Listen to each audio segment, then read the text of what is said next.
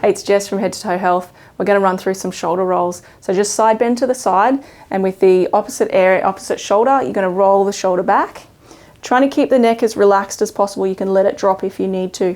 So I'm going to run through 6 shoulder rolls in that position, and then forward 6 shoulder rolls. So trying to get to the corners of your shoulder blade mobility and increase each time you go around. So from there, come back up and assess the difference side to side.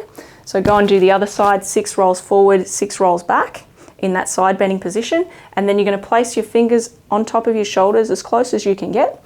And then we're going to do some rotations with a sound on the exhalation. So that's going to help with the relaxation of your upper body.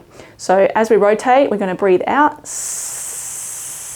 rotate as far as possible, and then come back in as you breathe. As you breathe in, come back to center, and then go the other side. You're going to breathe out on the S